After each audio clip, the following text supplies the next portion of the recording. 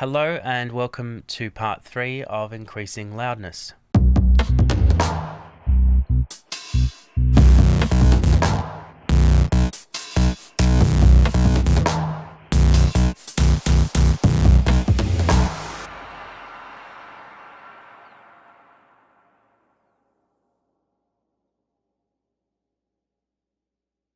Part 3.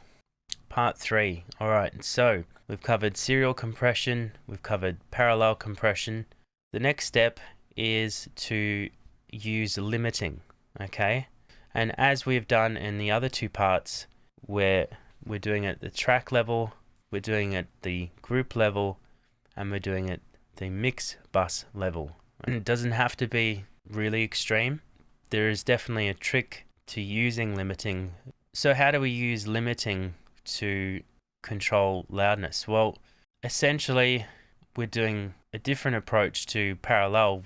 Instead of bringing up another track to increase the average level, we're reducing the peak by chopping it off, or at least rounding it off with a brick wall limiter.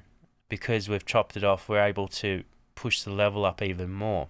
Again, we're squeezing that dynamic range.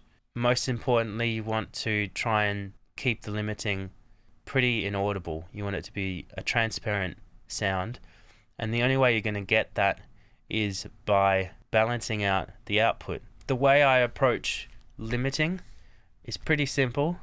I like to take it as far as I can take it because I want to be able to hear what that limiting or what that limiter sounds like. In the case of say a Waves plugin or something like that, that's a really good example of a great limiter because it has the threshold and the output, and you can actually link those two together, so you can pull both the threshold and the output down at the same time, and what you end up hearing is a balanced output essentially. So pull it past the point where it's sounding okay, like pull it all the way down until it's just cutting through the waveform and distorting, and then back it up until you can't hear that anymore. And generally what you'll find is that you can shave anything from 1 to as many dB as you feel like you can just by pulling those two down together. It's really important to understand that when you're doing that, it's not necessary to then pump up the output to bring it back to 0. Okay, that's not going to make your mixes louder.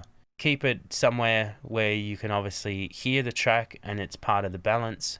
But the important thing is, reduce that peak over average, the crest factor, at the track level, at the group level, and when you get to the mix bus, it's the same process. So generally, I'm going to have compressors before the limiters, so they're going to be doing a little bit of this. And then by the time it gets to the limiter, it's only until I get to the mix bus that when I'm pulling down the threshold and the output, that then that output comes up again, because the output is obviously the maximum level in digital land that it can be at. And provided that you've done your serial compression, your parallel compression, and your pre-limiting of a bunch of different elements, it doesn't have to be everything.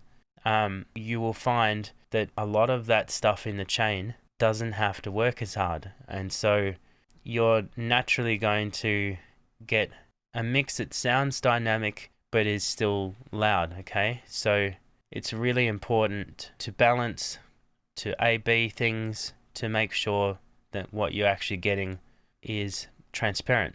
So that's strategy 3, part 3 of increasing loudness. If you have any questions, post them below in the comments and I'll endeavor to answer all of them. And I'll see you for the next few parts over the coming weeks. Happy mixing.